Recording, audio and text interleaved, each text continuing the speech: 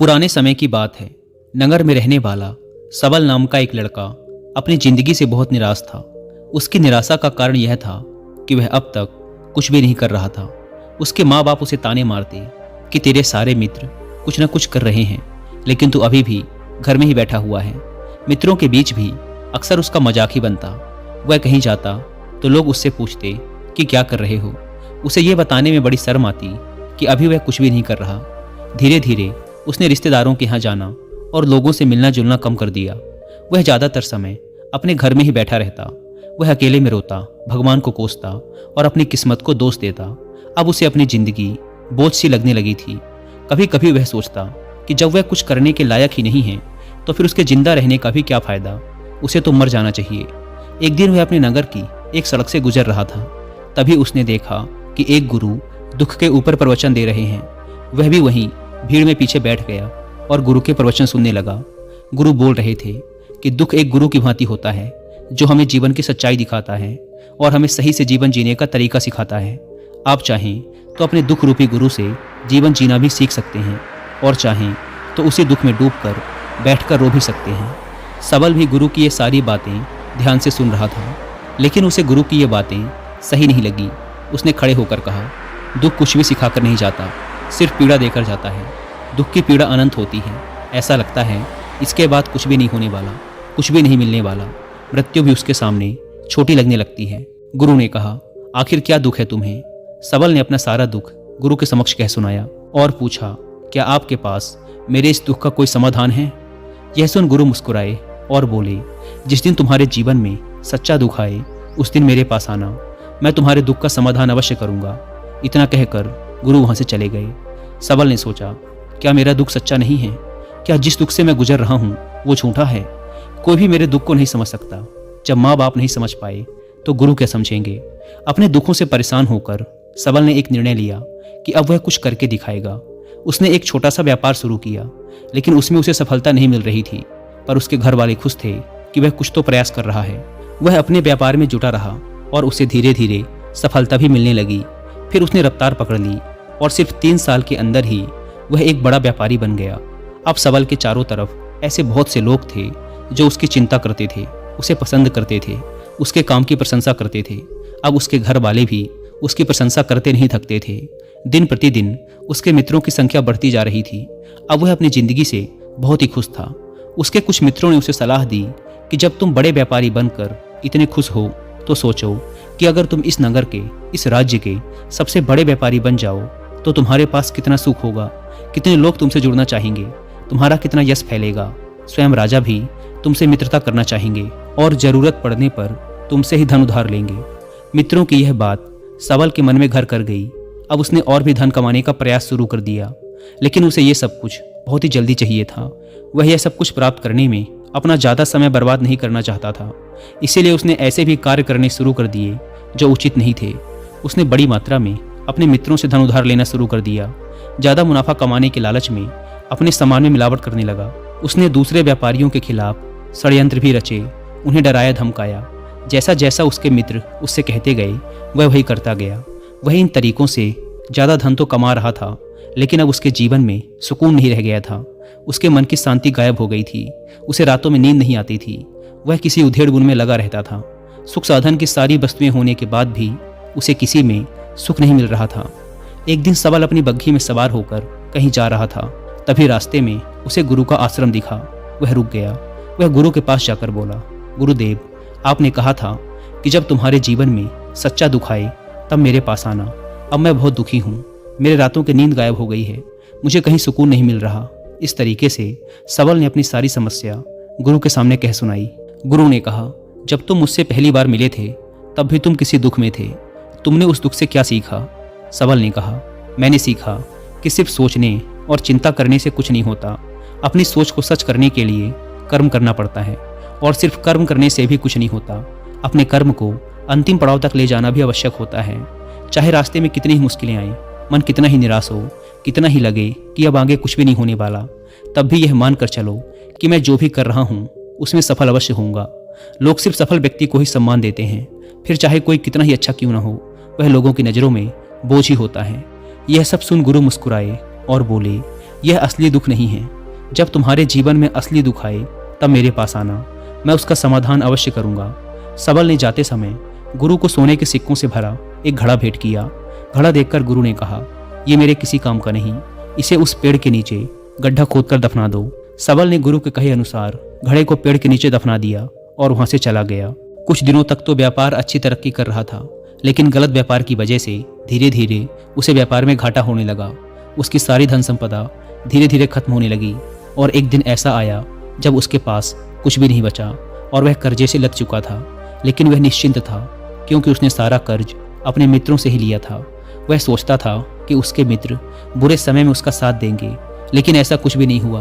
बुरा समय आते ही मित्रों ने ही सबसे पहले अपना उधार मांगना शुरू किया और उधार वापस ना करने पर जान से मारने की धमकी भी दी। उसके शुभचिंतक, उसे चाहने वाले सब उससे दूर हो गए। उसके वो मित्र जो उसके साथ मौज मस्ती किया करते थे अब उससे दूर भागने लगे। उसके परिवार वाले उसे उसकी गलतियां और कमियां गिनाने लगे। उसकी सारी संपत्ति नीलाम हो गई और उसके पास कुछ भी नहीं बचा। उसने अपने पिता से सहायता मांगी तो पिता ने कहा, मेरे पास ये थोड़ी सी ही संपत्ति है, अगर मैं ये भी तुम्हें दे दूंगा तो तुम्हारी माँ को कहाँ रखूंगा? ये संपत्ति ही हमारा आखिरी सहारा है। सबल के भीतर बहुत गहरा दुख था। उसके आसपास ऐसा कोई भी नहीं था जो उसके दुख को समझ सके, उसे संभाल सके। लोगों से मिले इस धोखे और विश्वासघात की वजह से वह अंदर तक टूट गया। उसे लगने लगा, अब जीने का क्या मतलब, अब तो मृत्यु ही एकमात्र सहारा है। वह आत्महत्या करने एक पहाड़ी की तरफ जा रहा था कि तभी उसे याद आया, गुरु ने कहा था, जब तुम्हारे जीवन में असली दुख आए तब मेरे पास आना। सबल गुरु के पास गया और अपना सारा दुख कह सुनाया। वह आंखों में आंसू भरकर बोला, मेरे इस दुख का समाधान कीजिए गुरुदेव। गुरु ने कहा, जब तुम्हारे जीवन में असली दुख आए तब मेरे पास आना, मैं उसका समाधान अवश्य करूंगा। सबल ने कहा, क्या अभी जो मेरे जीवन में घट रहा है वो दुख नहीं है? आखिर असली दुख होता क्या है गुरुदेव? गुरु ने कहा, सबसे पहले तुम ये बताओ कि तुमने अपने इस दुख से क्या सीखा? सबल ने कहा, मैंने सीखा कि जो लोग हमारी सफलता, हमारी तरक्की की वजह से हमारे जीवन में आए हैं वो हमें धोखा अवश्य देंगे, क्योंकि वो बुरे समय में हमारे साथ खड़े नहीं होंगे। वो केवल अच्छे समय में हमारा फायदा उठाएंगे और बुरे समय में छोड़कर चले जाएंगे। भरोसा केवल उन्हीं लोगों पर करना चाहिए जो हमारे बुरे समय में, असफलता के समय में हमारे साथ खड़े रहते हैं। लेकिन ऐसे लोग बहुत ही कम होते हैं, पर जिसके पास होते हैं उन्हें उनकी कद्र करनी चाहिए, उनका अपमान नहीं करना चाहिए। मैंने यह भी सीखा कि कभी किसी के खिलाफ षड्यंत्र नहीं रचना चाहिए, ईमानदारी और धैर्य के साथ अपना काम करना चाहिए और कभी लालच नहीं करनी चाहिए।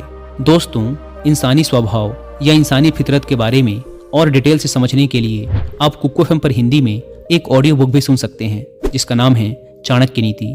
और ना केवल ह्यूमन साइकोलॉजी के लिए, बल्कि चाणक्य नीति वो किताब है जिसे अगर आप अच्छे से समझ गए तो आप पैसा, पावर और रिस्पेक्ट सब पा सकते हैं। इस ऑडियो बुक के 3 चैप्टर्स मुझे पर्सनली काफ़ी पसंद आए। पहला है इसका फर्स्ट एपिसोड, मूर्खों को सलाह देना ना समझी है। दूसरा है 14th एपिसोड, भविष्य और अतीत में मत खोइए। और तीसरा है इसका 15th एपिसोड, पैसा खोने के बाद कमा सकते हैं लेकिन शरीर नहीं। आप कमेंट करके बताइएगा कि आपको इसका कौन सा एपिसोड सबसे ज़्यादा पसंद आया। और जिन्हें कुक्कू एफएम के बारे में नहीं पता, यह इंडिया का सबसे बड़ा ऑडियो शो प्लेटफॉर्म है, जहां पर आपको मिलते हैं 10,000 से भी ज़्यादा ऑडियो शोज, वो भी 7 इंडियन लैंग्वेजेस में। इस प्लेटफॉर्म का मंथली सब्सक्रिप्शन पड़ता है 99 रुपीज़ का, लेकिन अगर आप यूज़ करते हैं कूपन कोड WI50 तो आपको इसके फर्स्ट मंथ के सब्सक्रिप्शन पर मिलेगा 50% का डिस्काउंट, यानी आपको पड़ेगा 99 की बजाय सिर्फ 49 रुपीज़ का। अगर हम सिर्फ चाणक्य नीति जैसी किसी एक किताब को ऑनलाइन ऑर्डर करते हैं तो हमें इसका कॉस्ट पड़ता है 250 से 300 के बीच में, लेकिन कुक्कू एफएम पर सिर्फ 49 रुपीज़ में 10,000 से भी ज़्यादा किताबों का एक्सेस मिल जाता है, यानी रोज़ 2 रुपये से भी कम की कीमत पर। तो इस कॉस्ट सेविंग प्लेटफॉर्म का फ़ायदा ज़रूर उठाएं। इस ऐप को डाउनलोड करने की link description and first comment पर मिल जाएगी। आइए कहानी पर वापस लौटते हैं। अपना सारा दुख और अनुभव बताने के बाद सबल आंखों में आंसू भरकर गुरु के सामने बैठा रहा। थोड़ी देर बाद गुरु उठे और उस पेड़ के नीचे गड्ढा खोदकर वह घड़ा बाहर निकाला जो सोने के सिक्कों से भरा हुआ था, और उसे सबल को दे दिया और कहा, जब तुम्हारे जीवन में असली दुख आए तब मेरे पास आना। सबल ने गुरु को धन्यवाद दिया और उन्हें प्रणाम कर वहाँ से चला गया। उसने उस धन से एक छोटा व्यापार शुरू किया। अब वह एक छोटा व्यापारी बनकर भी खुश था। उसने पूरी लगन और ईमानदारी से व्यापार किया। देखते ही देखते वह अपने नगर का फिर एक बड़ा व्यापारी बन गया। उसका जीवन खुशियों और सुविधाओं से भर गया। लेकिन कोई कितना भी अच्छा हो, कितना भी अच्छा काम करे, दान करे, पुण्य करे, लोगों की मदद करे, लेकिन जीवन में दुख तो आता ही है। तो सबल के जीवन में भी दुख आया। उसके माता पिता की मृत्यु के रूप में। वो दोनों एक ही दिन मृत्यु को प्राप्त हो गए। सबल अपने माता पिता से बहुत प्रेम करता था, इसीलिए उसे उनकी मृत्यु से बहुत गहरा आघात पहुंचा। वह उन दोनों के पार्थिव शरीर को शमशान घाट ले गया, जहां उनकी अंतिम क्रिया की गई। वहां उसने अपने माता पिता के शरीर को जलते हुए देखा तो उसका मन बेचैन हो गया। उसके अंदर बहुत से प्रश्न उठने लगे। वह घर वापस आया तो उसने अपने माता पिता के घर और संपत्ति को देखा, जिसके लिए उसके पिता हमेशा लड़ते रहते थे। आज वो लावारिस पड़ी है। आज उसकी देख रेख करने वाले, उसके लिए लड़ने वाले इस दुनिया से ही चले गए। उसके पिता ने जो भी कमाया था, जो भी बनाया था, वो सब यही रह गया था। एक दिन पहले तक किसी से भी अपनी संपत्ति के लिए लड़ जाने वाले उसके पिता आज खुद इस दुनिया से अलविदा हो गए थे। उसका मन इसी तरह के अनेक विचारों के भंवर में फंसा हुआ था। उसे अंदर से अकेलापन और डर महसूस हो रहा था।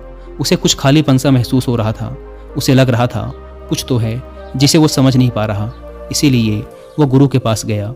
उसे देखते ही गुरु ने कहा, क्या जीवन में कोई दुख है? सबल ने कहा, वैसे तो जीवन में कोई दुख नहीं है गुरुदेव, सब सुख है, सब अच्छा चल रहा है। लेकिन आज मेरे माता पिता की मृत्यु हो गई। इस घटना से मेरा मन बहुत दुखी और बेचैन है। गुरु ने कहा, इसमें दुखी होने वाली कौन सी बात है? एक दिन तो सभी के प्रियजनों को मरना ही है। हमेशा जीवित ना तो कोई रहा है और ना ही कोई रहेगा। एक दिन तो तुम्हें भी मरना ही है। हो सकता है कल ही मर जाओ या आज भी मर सकते हो। सबल ने कहा, ये आप क्या कह रहे हैं गुरुदेव कि मैं भी मर जाऊंगा? पर मैं तो अभी जवान हूँ।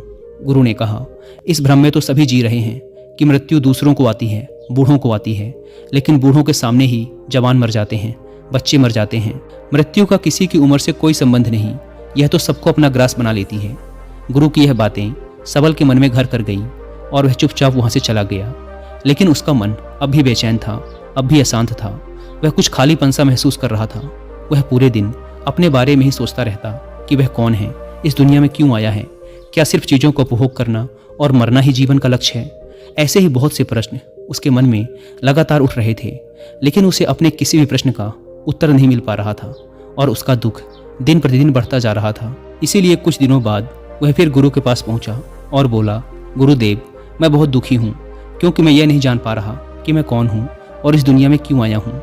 यह सुन गुरु मुस्कुराए और बोले, आज पहली बार तुम्हारे जीवन में सच्चा दुख पैदा हुआ है। वास्तव में यही है जो दुख कहलाने के लायक है कि हमें पता नहीं कि हम कौन हैं, क्यों आए हैं, क्या करना है, कैसे करना है। सबल ने कहा, गुरुदेव, मेरे इस दुख का समाधान कीजिए। गुरु ने कहा, हम सभी इंसान जीवन भर क्या इकट्ठा करते रहते हैं? सबल ने कहा, हम सभी इंसान जीवन भर धन, संपत्ति, मान सम्मान, परिवार, मित्र, शत्रु, पद प्रतिष्ठा इत्यादि इकट्ठा करते रहते हैं। गुरु ने कहा, क्या इन इकट्ठा की हुई सभी चीज़ों में से एक भी चीज़ हम अपने साथ ले जा सकते हैं? सबल ने कहा, नहीं गुरुदेव, इनमें से कुछ भी साथ नहीं जाता। मेरे माता पिता के साथ भी कुछ नहीं गया, सब तो यहीं छूट गया, घर, परिवार, संपत्ति, सब कुछ। गुरु ने कहा, अब मेरी बातों को ध्यान से सुनना। इस दुनिया में हमें जो इकट्ठा करना चाहिए वो तो हम कभी इकट्ठा करते ही नहीं। चीज़ें हमारे सामने ही होती हैं, लेकिन हम उन्हें देखने का प्रयास ही नहीं करते। इस दुनिया में हमें जिस चीज़ को इकट्ठा करना है वो हम खुद हैं। हमें खुद को ही इकट्ठा करना है, ताकि जब मृत्यु हो तो हम एक हो सकें और स्वयं को पहचान सकें। हम भीतर से बटे हुए हैं। हम बटे हुए हैं प्रेम में, नफरत में, क्रोध में, जलन में, क्रूरता में, धन में, संपत्ति में, पद में, प्रतिष्ठा में, मान में, पहचान में, धर्म में, जाति में। ऐसे ही सैकड़ों हजारों चीज़ों और वासनाओं में हम बटे हुए हैं। हम टुकड़ों में जीवन जी रहे हैं। इस बंटवारे की वजह से हमारी चेतना कभी एक नहीं हो पाती। हमारी चेतना शक्ति बिखर गई है। इसीलिए हमारे पास इतना भी समय नहीं है, इतनी भी ऊर्जा नहीं है कि हम मुड़कर एक बार अपने भीतर देख सकें। वास्तव में जिस धन की कमी, सुविधाओं की कमी, मान सम्मान की कमी को लोग दुख समझते हैं और जीवन भर उसे दुख दुख बोलकर रोते रहते हैं और उनका समाधान खोजने का प्रयास करते रहते हैं, उन्हें उसका समाधान कभी मिलेगा ही नहीं। क्योंकि जिन्हें लोग दुख कहते हैं वो असली दुख है ही नहीं। वो तो सिर्फ इंसान की चाहत है, उसकी इच्छा है, जिसकी पूर्ति कभी नहीं की जा सकती। इसीलिए यहाँ व्यक्ति को ऐसे दुखों का कभी समाधान मिला ही नहीं। इसीलिए इन सब के ऊपर अगर अपने दुखों का परम समाधान चाहिए तो सबसे पहले अपने आप को इकट्ठा करो। अपनी ऊर्जा को इस संसार से वापस खींचो और एकत्रित करो। अपने ऊपर ध्यान दो, खुद पर ध्यान लगाओ। मृत्यु से पहले अपने आप को पहचान लो। ऐसे ही बिखरे हुए मत चलो। सबल ने कहा, तो क्या गुरुदेव, हमें ये संसार छोड़ देना चाहिए? अपनी सभी इच्छाओं को मार देना चाहिए, किसी से प्रेम नहीं करना चाहिए, धन संपत्ति नहीं इकट्ठा करनी चाहिए, मान सम्मान की आशा छोड़ देनी चाहिए। गुरु ने कहा, एक बिखरे हुए मनुष्य के अंदर से कामनाएं, इच्छाएं और वासनाएं ऐसे ही निकलती हैं जैसे पहाड़ से कोई पत्थर गिर रहा हो, जिस पर पहाड़ का कोई नियंत्रण नहीं है सिवाय देखने, परेशान होने और कुछ खोने के। इसी प्रकार एक बिखरे हुए मनुष्य की इच्छाएं अनियंत्रित और दुखदायी होती हैं। उसका अनियंत्रित मन कुछ भी इच्छाएं और कल्पनाएं करता रहता है और दुखी होता रहता है। लेकिन जब व्यक्ति एकत्रित हो जाता है तो वह जो भी करता है सब उसके नियंत्रण में रहता है। तब इच्छाएं भी उसकी इच्छा से निकलती हैं। सबल ने कहा, गुरुदेव, आपने मेरे सच्चे दुख का समाधान कर दिया। आपका बहुत बहुत धन्यवाद। अब से मैं खुद को एकत्रित करने का प्रयास करूंगा। गुरु ने कहा, मानव शरीर में बहुत ऊर्जा है, बहुत शक्ति है, पर यह बेकार के कामों में बटकर रह गई है, व्यर्थ की चीज़ों में लगी रहती है। यह ऐसा ही है जैसे कि एक अत्यंत शक्तिशाली मशीन किसी बच्चे के हाथों में दे दी गई हो और वह बिना सोचे समझे, बिना किसी नियंत्रण और जानकारी के बस इसकी शक्ति को कहीं भी बर्बाद कर रहा हो। इसीलिए अपनी चेतना की शक्ति पर ध्यान दो और इसे एकत्रित करो। सबल को अपने प्रश्नों का उत्तर मिल चुका था। उसने गुरु को धन्यवाद किया और चुपचाप वहां से चला गया। दोस्तों, उम्मीद है कि आपको यह कहानी पसंद आई होगी। और जाने से पहले एक बार फिर याद दिला दूं कि कुकू FM पर चाणक्य नीति किताब की हिंदी ऑडियो बुक सुनना ना भूलें। और मंथली सब्सक्रिप्शन पर 50% डिस्काउंट के लिए आप WI50 कूपन कोड का इस्तेमाल भी कर सकते हैं। धन्यवाद।